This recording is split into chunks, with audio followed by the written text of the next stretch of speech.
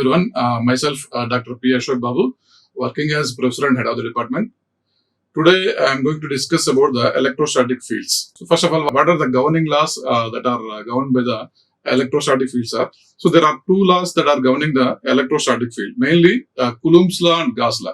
So, these two laws are totally governed by governing the total electrostatics. So, here the study of electrostatics can be done by investigating the two fundamental laws. The two fundamental laws are, one is the Coulomb's law, another one is the Gauss law. So throughout the electrostatic fields, we have this Coulomb's law and Gauss law. So we will study what is the Coulomb's law, then what is the force, then what is the electric field intensity, then we will study about the Gauss law and applications of Gauss law. So here both these laws are based on the experimental studies and they are independent. Both are the independent. So here Coulomb's law is applicable in finding the electric field and a force due to any charge configuration. Here the charge configuration may be, it may be point charge or it may be some continuous charge distributions like line charge, surface charge or volume charge. Here we can use the point charge, we can use the line charge, we can use the surface charge or we can use the volume charge to find the electric field intensity and or to find the force. So here then coming to the Gauss law. So wherever the charge distribution is symmetrical, then we can use the Gauss law to find the electric field intensity or the force. So whenever the charge is symmetrical, whenever the charge distribution is symmetrical, then we can use the Gauss law to find the electric field intensity or to find the force. First, we will see the what is the Coulomb's law. Then how we can find the force and field intensity by using the Coulomb's law. So here the Coulomb's law is an experimental law. It is formulated in 1785 by Charles Augustin de Coulomb. Then another scientist, Coulomb, in the French army. So here he states that the Coulomb's law states that the force F between any two point charges. Let us assume the 2 point charges are Q1 and Q2. So these two are 2 point charges. First we will apply the Coulomb's law to point charges. Then we will apply the Coulomb's law to the continuous charge distributions like a line charge, volume charge and surface charges. So first let us assume the 2 point charges and the 2 point charges are Q1 and Q2. So according to the Coulomb's law, he states that the force between the 2 points along the line joining of the two charges Q1 and Q2 and the force between the 2 point charges Q1 and Q2 is directly proportional to the product of the charges Q1 and Q2 and it is inversely proportional to the force is inversely proportional to the square of the distance r between them. So this is the Coulomb's law basically. So here we can express the Coulomb's law mathematically as F is directly proportional to Q1 Q2 by R square, or it can be expressed as F is equal to some constant K into Q1 Q2 by R square, where K is nothing but it is a proportionality constant whose value depends upon the choice of the system of units. So the K value is it is a proportionality. K is nothing but it is a proportionality constant. So the value of K depends upon the choice of system of units. Let us assume SI units. In SI units, the charges Q1 and Q2 are in coulombs, and the distance R between the 2 point charges is in meters, and the force F is in newtons. So therefore, here we can express the proportionality constant K is equal to 1 by 4 pi epsilon naught, where epsilon naught is known as the permittivity of free space, and it is a constant and it has some value. Epsilon naught is equal to, it is 8.854 into 10 power minus 12 is a constant value, or it can be expressed as it is 10 power minus 9 by 36 pi force per meter. So it is F by M. Here the constant K is equal to, in another way we can express it as the constant K is equal to, it is 1 by 4 pi epsilon naught, which is approximately equal to, it is 9 into 10 power 9 meters per farads. We can express the force by using the constant value K. We can express the force as force F is equal to Q1 Q2 by 4 pi epsilon naught R square. In place of R, we are substituting the k value in place of k. We are substituting the value 1 by 4 pi epsilon naught. Therefore, the force F is equal to Q1 Q2 by 4 pi epsilon naught into R square. So now let us assume the 2 point charges. The 2 point charges Q1 and Q2, which are located at a distances R1 and R2 from the origin. So from the figure we can observe that. So here the 2 point charges. Here Q1 is a 1 point charge. Q2 is the other point charge. So these two are located at a distance of R1 or R2, which are located at a distance of R1 or R2 from the. So let us assume the 2 point charges Q1 and Q2, which are located at a distances of R1, R2 from the origin. So here from the figure we can observe that R1 dash is there and R2 dash is there. So these two are also known as distance or position vectors. So where R1 is the position vector of Q1 from origin and R2 is the position vector of Q2 from origin. So here the distance, these are also known as distance vectors or position vectors. So here we need to find out the force F12 or force F21. Here the force F12 is the force on charge Q2, the force on charge Q2 due to the point charge Q1, or the force F21 is the force on point charge Q1 due to charge Q2. So here we can have it is R12 is there. It is a distance between the two vectors in opposite direction. Here in opposite direction we can write we can have the R21. So here the distances R12 and R2 both are opposite to each other. The distances here R12 is the distance between the two position vectors R1 and R2. R21 is also the distance between the two position vectors. So here the distances R12 and R21 are opposite to each other here. So here we can write the expression for force as it is the force F12 is equal to, according to the formula, according to Coulomb's law, the force F12. Here the force F12 is the force on point charge Q2 due to the point charge Q1. Therefore, F12 is equal to Q1 Q2 by 4 pi epsilon naught R square into AR12, where AR12 is a unit vector, along R12 direction, Therefore, the R12 can be expressed as it is a distance between the two position vectors. R12 is equal to, it is R2 minus R1, and R, where R is the modulus of the distance, where R is the modulus of R12. Therefore, the unit vector can be expressed as the vector by modulus of the vector will use the unit vector. Therefore, unit vector AR12 is equal to the vector R12 by the modulus of the vector R, or it is modulus of R12. Therefore, the force can be expressed as it is F12 is equal to Q1 Q2 by 4 pi epsilon naught into, in place of AR12, we can write the vector R12 by R, or mod R also. Therefore, the equation becomes F12 is equal to Q1 Q2 by 4 pi epsilon naught into R cube into R12, where R12 is a vector. So here we can express the R12 as R12 is equal to R2 minus R1 is a distance vector. Therefore, the force F12 is equal to Q1 Q2 into R2 minus R1 by 4 pi epsilon naught into is a modulus, because it is a distance. R cube is a modulus R cube, or it can be expressed as this modulus of R2 minus R1 whole cube. So this is a formula to find the force F12 using the Coulomb's law, where F12 is a force on Q2, force on the point charge Q2 due to the point charge Q1. So here from the Coulomb's law equation, we can have some important points. The first one is, so as shown in the previous figure, we can find out the force F21. The force F21 is the force on Q1. The force F21 is the force on Q1 due to the point charge Q2.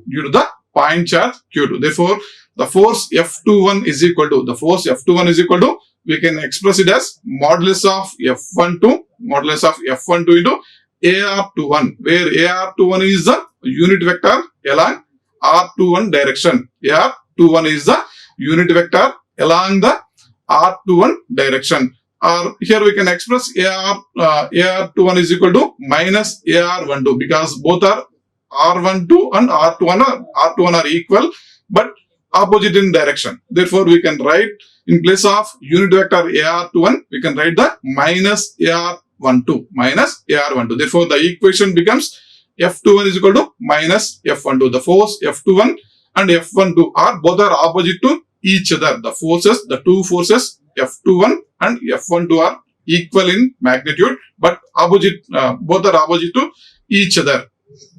So this is about the force on a point charges Q1 and Q2 due to the Coulomb's law. We can find out the F12 or we can find out the F21.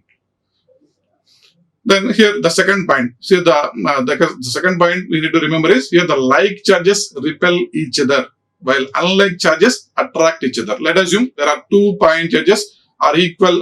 Let us assume Q1 and Q2. So both are having the same positive charge. So here because of the same polarity, the 2 point charges are repel each other.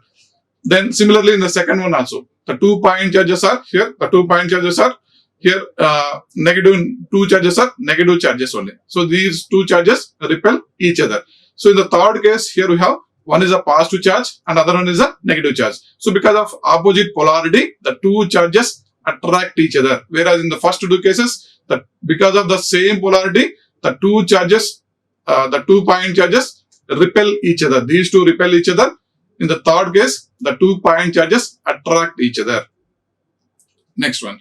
So the distance R between the charged particles, the charged points are the point charges Q1 and Q2.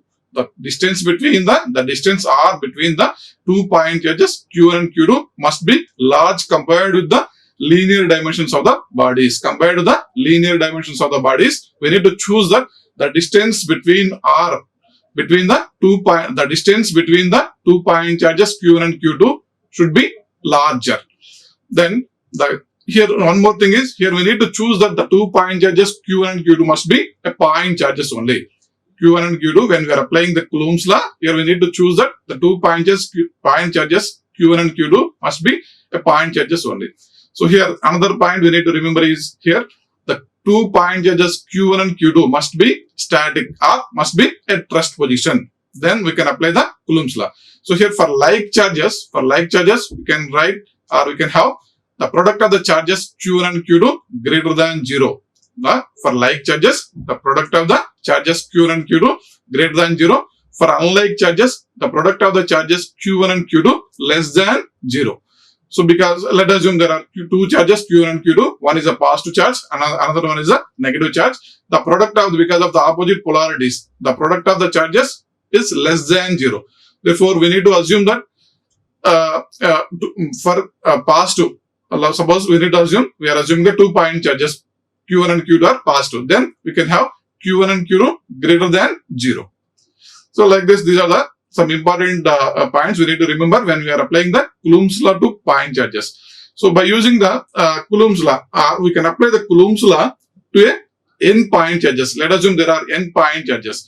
When there are n point charges, we can apply the Coulomb's law by using the principle of superposition. By using the principle of superposition, we can apply the Coulomb's law to n point charges. So here the principle states that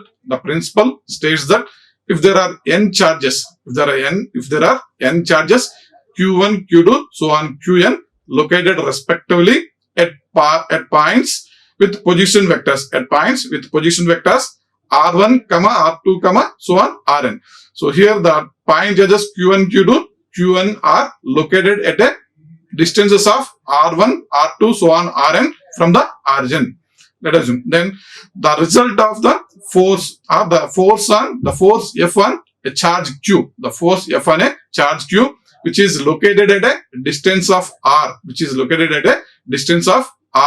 Is the vector sum of the forces exerted on Q by each of the charges Q1, Q2, Qn, so on.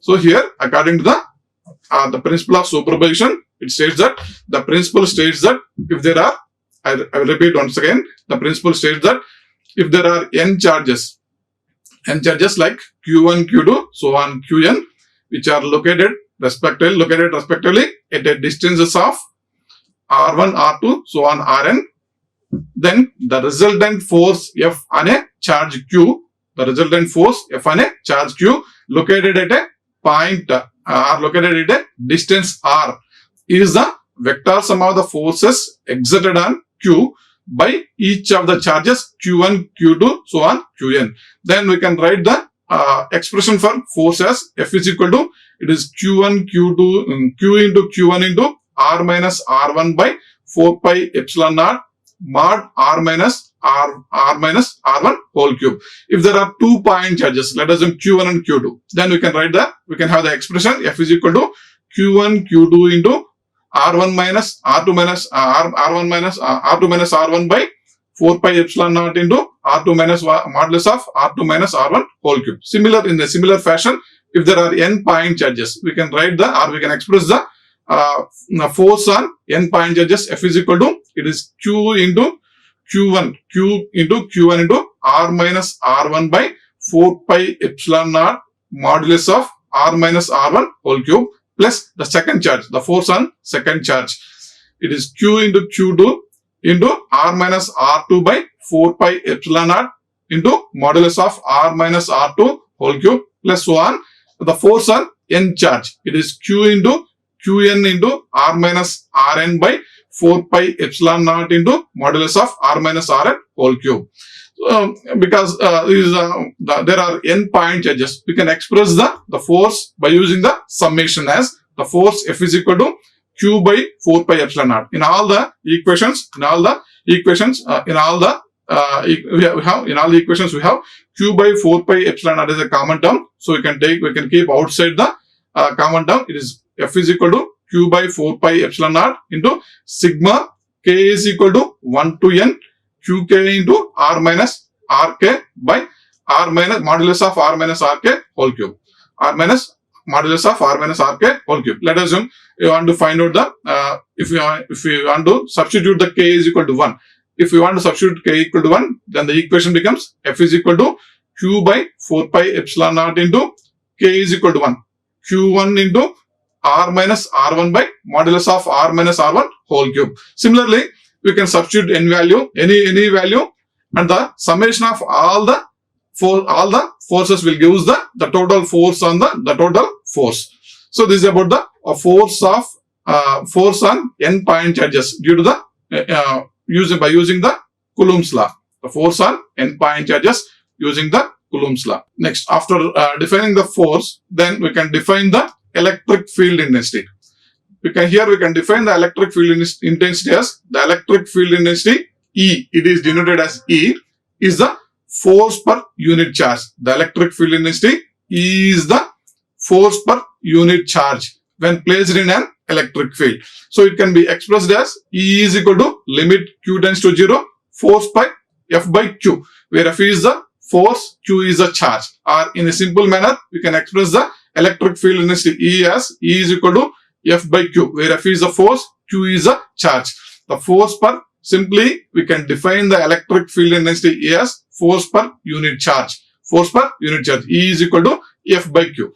For Q greater than 0. For Q greater than 0 means we are assuming the positive charge. Then the electric field intensity E is, the electric field intensity E is obviously in the direction of the force F and is measured in newtons per coulomb or volts per meter. Therefore, if Q greater than 0 or if Q is positive, then the electric field intensity is in the direction of force and can be measured in newtons per coulomb or volts per meter. So here we can find the electric field intensity due to 2 point charges, and in a similar manner as same as the previous force, we can find out the electric field intensity due to the n point charges. Here the electric field intensity at point R due to the point charge. The electric field intensity at point R due to the point charge. So here the point charge is located at a distance R dash. It can be expressed as the electric field intensity E is equal to, it is Q by 4 pi epsilon naught into R square into AR, where AR is the unit vector along R direction, So it can be expressed as same as the previous manner. AR is equal to R by capital R by mod R. AR by capital AR is equal to AR is a unit vector. AR is equal to capital R by mod R. So therefore it can be expressed as it is Q by 4 pi epsilon naught into. So AR, in place of AR we can write the R by mod R.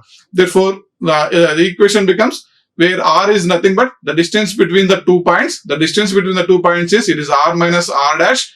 Therefore the equation becomes electric field intensity E is equal to Q into R minus R dash by 4 pi epsilon naught into modulus of R minus R dash cube, which is similar to the force equation.